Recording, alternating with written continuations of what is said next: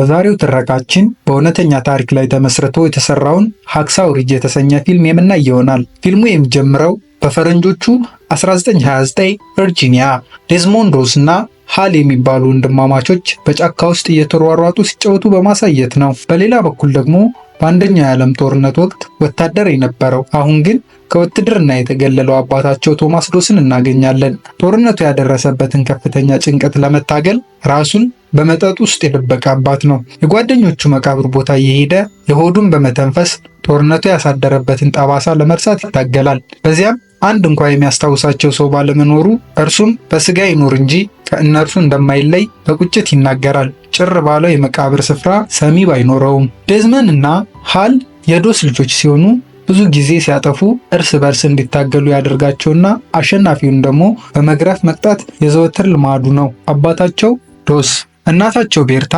የሰባተኛ ቀን አድቬንቲስት አማኝ ስትሆን ጠንካራና ልጆቿን የምትወድ ሃይማኖተኛ ሴት ነች። ይህ ማንነቷ ታዲያ በዴዝመን ማንነት ላይ ከፍተኛ ተጽዕኖ አሳድሯል። አንድ ቀን ዴዝመን ከወንድሙ ጋር እየተደባደቡ እናታቸው እንዲያቆሙ ብትናገርም ቶም ግን የተለመደ ነገር ስለሆነ ባላየ ዝም ብሎ ያልፋል። ይሄኔ ነበር በትግሉ የተማረረው ዴዝመን አጠገቡ ባገኘው ጡብ ወንድሙን ፊቱ ላይ ይመታውና ራሱን እንዲስት ያደረገው። በድርጊቱ የተደናገጡት ወላጆቹ ሃልን አፋፍሰው ወደ ቤት ያስገቡትና በበረዶ ራሱን ማሻሸት ይጀምራሉ። ይሄ ይፈጠራል ብሎ ያልገመተው ዴዝመን በሁኔታው በጣም ደንግጦ ፍዝዝ ብሎ ቀርቷል። አባትየውም እንደለመደው ዴዝመንን ለመግረፍ ቀበቶውን ሲያዘጋጅ፣ እናታቸው ግን ድርጊቱ ከተፈጠረ በኋላ ልጁን መምታት መፍትሄ አይደለም ብላ ታስቆመውና ቀስ ብላ ባለቤቷን አረጋጋችው። ግራ በመጋባትና በጥፋተኝነት ስሜት ውስጥ ሆኖ የግድግዳው ስዕል ላይ እያፈጠጠ የነበረው ዴዝመን ልገለው ይችል ነበር እኮ በማለት ለእናቱ እየተንቀጠቀጠ ይነግራታል። ሰውን መግደል በእግዚአብሔር ፊት ትልቅ ጥፋት እንደሆነ ነግራው እናቱም አጽናናቸው። ከመሸም በኋላ ግንባሩን የተፈነከተው ሃል እና ዴዝመን ክፍላቸው ውስጥ ተኝተው እንቅልፋቸው እስኪወስዳቸው በመጠባበቅ ላይ ናቸው። ነገር ግን ቶም ሁሌም እንደሚያደርገው ጠጥቶ መጥቶ ከሚስቱ ጋር ይጨቃጨቅና ከቤት ይወጣል።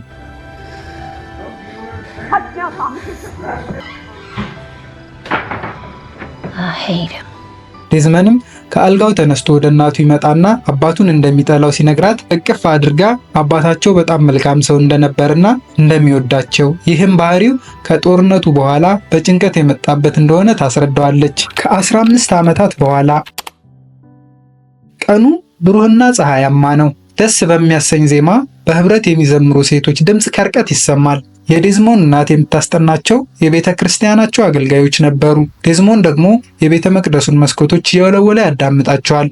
እርሱም እንደ መላእክት ዝማሬ ደስ የሚል እንደሆነ እየነገራቸው ሳለ በድንገት ከወደ ውጭ ጩኸት ይሰማል። ዴዝሞንድም በፍጥነት ሲወጣ ከመኪና ስር ተኝቶ እየጠገነ የነበረ መካኒክ የመኪናው ባሌስትራ እግሩ ላይ ወድቆበት እየጮኸ ነበር። ዴዝመንም በባሌስትራው ስር ድጋፍ በማስገባት መካኒኩን ጎትቶ ወደ ውጭ ያወጣዋል። ነገር ግን በደረሰበት አደጋ የእግሩ አርተሪ ተቆርጦ ስለነበር ክፉኛ እየደማ ነበር። ዴዝመንም ቀበቶውን ፈቶ የልጁን እግር እንዳይደማ ግጥም አድርጎ ያስረውና ወደ ሆስፒታል በፍጥነት ይወስዱታል። ሆስፒታል እንደደረሱም ሐኪሞቹ ተጎጂውን በፍጥነት ወደ ቀዶ ጥገና ክፍል ይወስዱታል። ዴዝሞንድም በድንገተኛ ክፍሉ የሕክምና አገልግሎት እየሰጠች በነበረችው አንዲት ነርስ ላይ አይኑ አርፏል። እንዳያትም ነበር በፍቅር የወደቀው። ዶርዚ ነበረች። ቁሞ ማየት ብቻ ያልበቃው ዴዝመንም ተከትሏት ወደምትሰራበት ክፍል ይገባል። ክፍል ተሳስቶ የገባ የመሰላት ልጅቱ ምን ልርዳህ ስትል በድጋሚ ልቡን ቅልጥ ያደረገ ፈገግታን ታሳየዋለች። ወዲያውም ልብሱ ላይ ደም ስላየች የእሱ መስሏት ደህንነቱን ትጠይቀዋለች። እርሱም ደህና እንደሆነና የእሱ እንዳልሆነ ከነገራት በኋላ ቀበቶውን ማግኘት ይችል እንደሆነ ይጠይቃታል። ዶርዚም ቀበቶውን እንዳላየችና ደም ለመውሰድ ወደ ክፍሉ እንደመጣች ትነግረዋለች። ይህን ሲሰማ ዶስ ከእሷ ጋር ለመቀራረብ አጋጣሚውን ተጠቀመበት።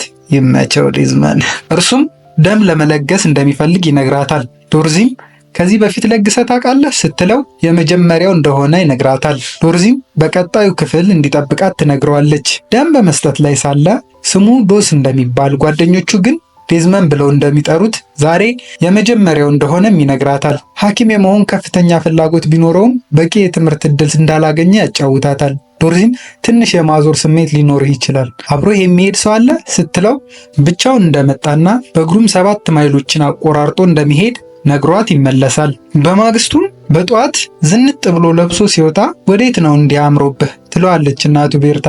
ዴዝመንም ትናንት አንዲት ነርስ እንደተዋወቀና ሊያገኛት እየሄደ መሆኑን በችኮላ ነገራት። አባትየውም ለመሆኑ ከዚህ በፊት ሴት ቀርበህ ታውቃለህ ብሎ ፎገረው። ወንድሙ ሃል በበኩሉ በስራ ልብሱ እንደሆነ ሊያቅፈው ሲሞክር ሬስህን እንዳታስነካኝ በማለት እየሮጠ ሄደ። እናቱ ግን መልካም ምኞቷን እየሳቀች ትገልጽለታለች። ሆስፒታል እንደደረሰም በቀጥታ ዶርዚ ወዳለችበት ይሄዳል።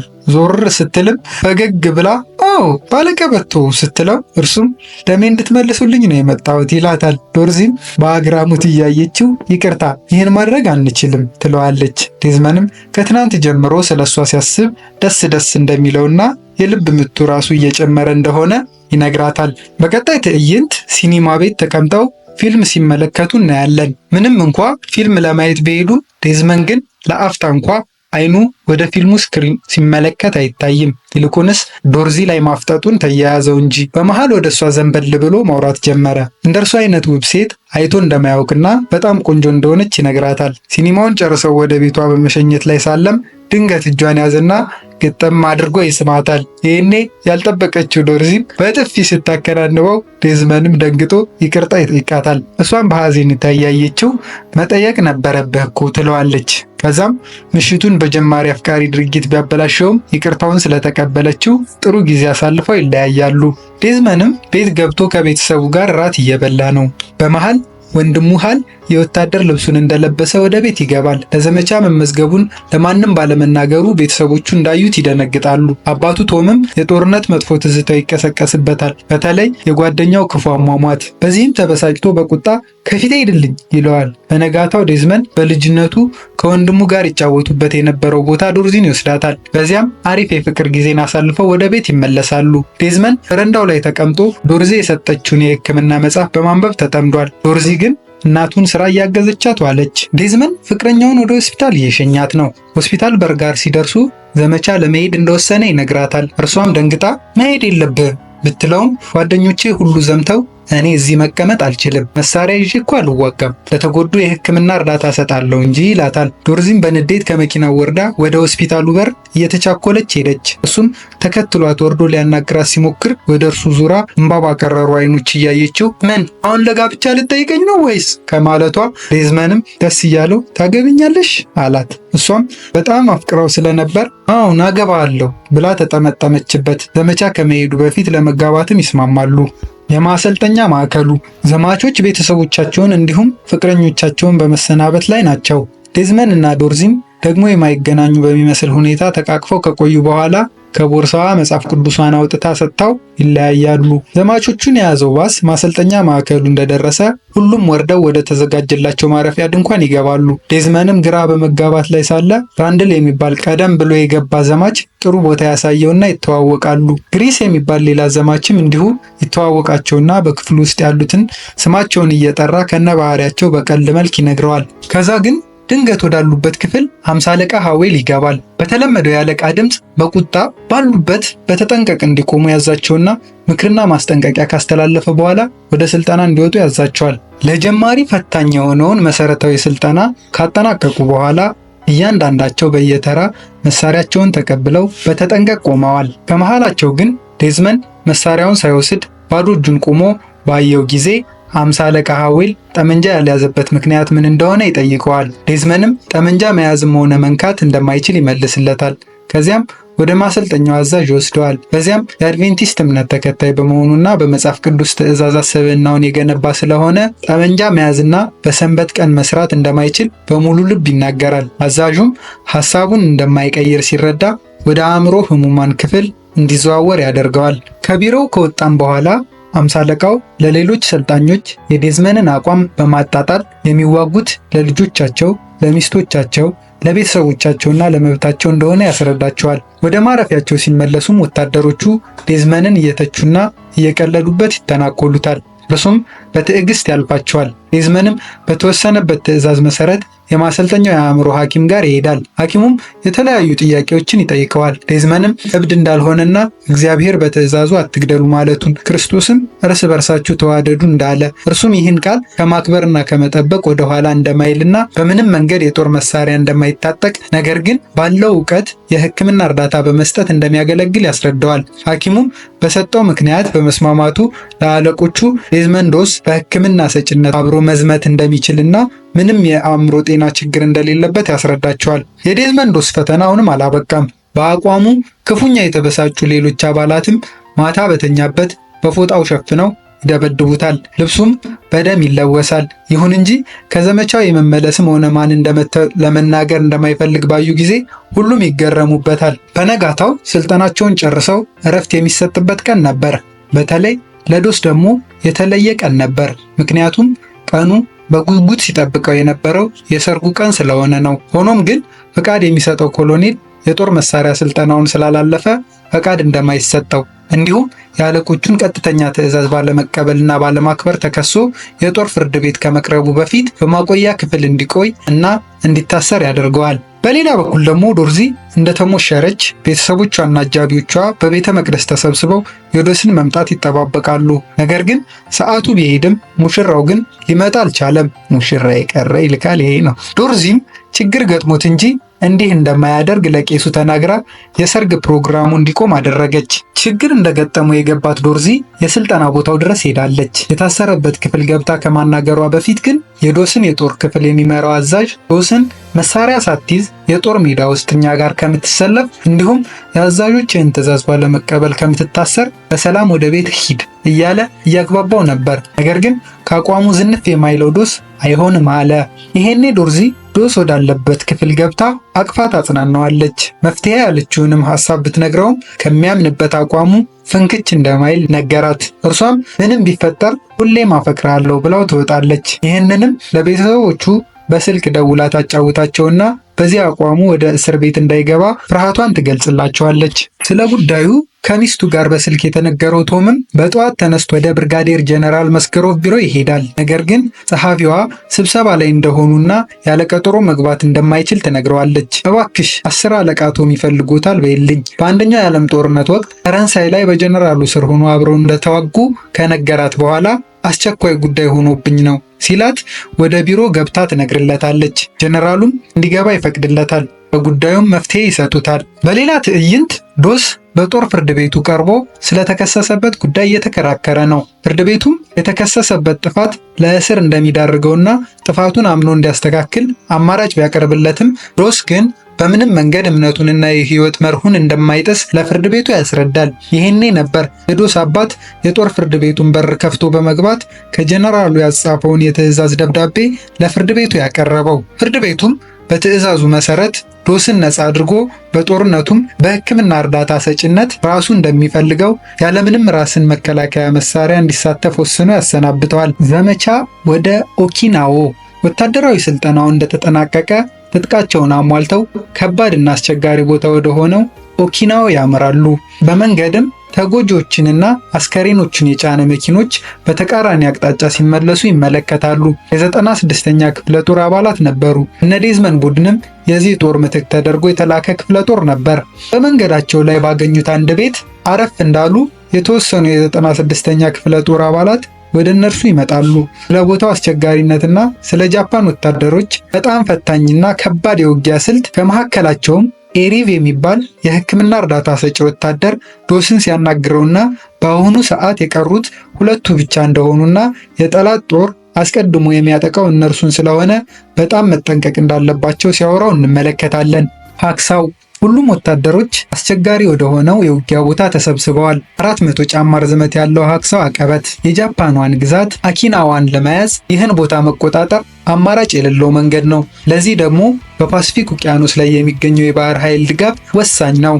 በእቅዳቸው መሰረት የባህር ኃይሉ የጃፓን ተዋጊዎች ወደ መሸጉበት ሀክሳው በመድፍ ከባድ ጥቃት ያደርሳል። ተኩሱ እንዳበቃ በተዘጋጀው የመረብ መወጣጫ ተራራውን ይወጣሉ። ቦታው በጭስና አቧራ ተሞልቷል። በቀደመው ውጊያና በባህር ኃይሉ ጥቃት ክፉኛ የቆሰሉና የሞቱ ወታደሮች ወዳድቀው ይታያሉ። ሌላ ሕይወት ያለው ነገር ያለ አይመስልም። ከዶስ በስተቀር ሁሉም ሰው በውጊያው ራስን ለመከላከልም የሚሆን መሳሪያ ታጥቆ አድፍጧል። ድንገት ታዲያ አንድ ወታደር ባየው ነገር ደንግጦ ይጮሃል። ይህን ተከትሎ ከየት መጣ ያልተባለ የተኩስ ሩምታና የቦምብ ፍንዳታ ከፊት የተሰለፈውን ጦረኛ እንደ ቅጠል አረገፈው። የጃፓን ወታደሮች ከምሽጋቸው ወጥተው መፋለም ጀምረዋል። ብዛታቸው የአሜሪካን ወታደሮች ከሚቋቋሙት እጅግ ብዙ ከመሆኑም በላይ ያለምንም ፍርሃት ወደ ጠላት አቅጣጫ ሲሮጡ ያስደነግጣሉ። በዚህ ሁሉ መሃል ዶስ እና ኤሪቭ ለተጎዱ ወታደሮች የሕክምና እርዳታ እየሰጡ የቻሉትን ያህል ደግሞ በመሸከም ውጊያው ወዳልደረሰበት አካባቢ ያወጧቸዋል። አመሻሽ ላይ ውጊያው ለጊዜውም ቢሆን ረገብ ብሏል። ወታደሮቹም ባፈገፈጉበት ተሰብስበዋል። ዶስም ቆስለው የወደቁ ጓዶች ካሉ እነሱን ለማምጣት ሊሄድ መሆኑን ይነግራቸውና ስሚዝ የሚባለውን ወታደር አስከትሎ ይሄዳል። የተወሰነ ከተጓዙ በኋላም ለምሽግ በተሰራ አንድ ጉድጓድ አረፍ ብለው ይጨዋወታሉ። ስሚዝም ሳያውቀው ላደረገበት ነገር ሁሉ ይቅርታ ይጠይቀዋል።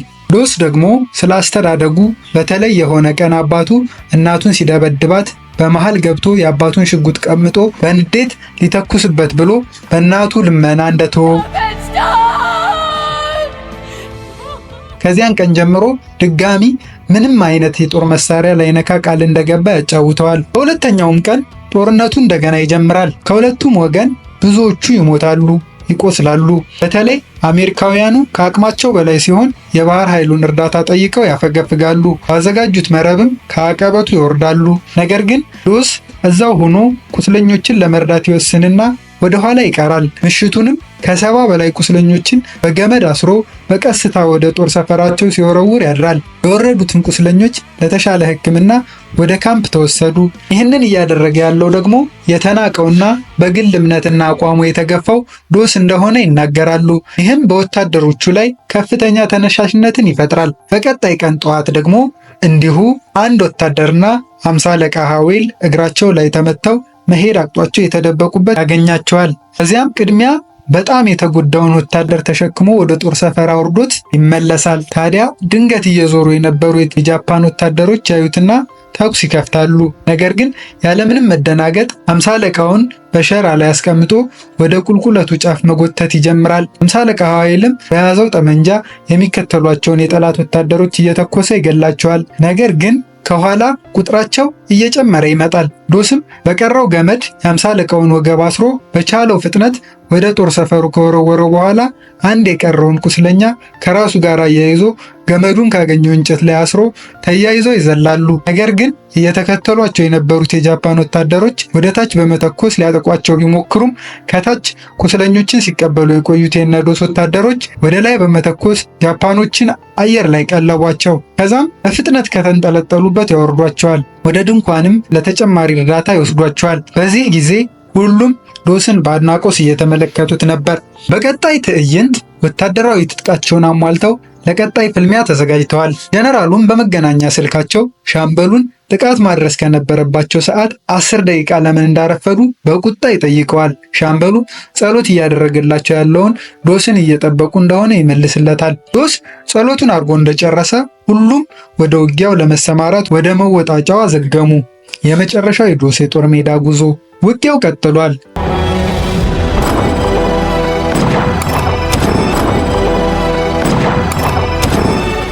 የአሜሪካን ጦር የበላይነቱን የወሰደ ይመስላል። በመሃል ነጭ ባንዲራ የያዙ ቁምጣ ብቻ የለበሱ የጃፓን ወታደሮች እጃቸውን በራሳቸው ላይ አድርገው ከምሽግ ይወጣሉ። ነገር ግን በእጃቸው የያዙትን ቦምብ ወደ አሜሪካውያኑ ይወረውሩታል። ታዲያ ከተወረወሩት ቦምቦች ዶስ አንዱን በእግሩ አንዱን በእጁ ከመካከላቸው ለማራቅ ሲሞክር አንዱ ይፈነዳና እግሩ ላይ ጉዳት ያደርስበታል። ይሄኔ ኪሱ ውስጥ የነበረው ሚስቱ ዶርዜ የሰጠችው መጽሐፍ ቅዱስ ይወድቅበታል። በቃሬዛ ይዘውት ሲሄዱም መጽሐፍ ቅዱሴን ሲላቸው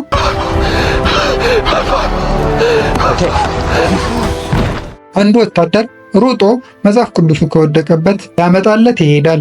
ወደ ጦር ሰፈሩም እንዲወርድ ያደርጋሉ። ጦርነቱም በአሜሪካን ድል አድራጊነት ይጠናቀቃል። ዴዝመንድ ዶስም በውትድርናው ታሪክ ሰውን ተኩሶ መግደል ጥፋት እንደሆነ የሚያምን ነገር ግን ከፍተኛ የክብር ሜዳሊያ ከፕሬዝዳንት ሄሪ እጅ የተቀበለ የመጀመሪያው ሰው ሆነ። ከጦርነት መልስም ከዚህ ዓለም በሞት እስከተለየበት ቀን ድረስ ከሚስቱ ጋር በፍቅር መኖሩን ይተርክልንና ፊልሙ ያበቃል።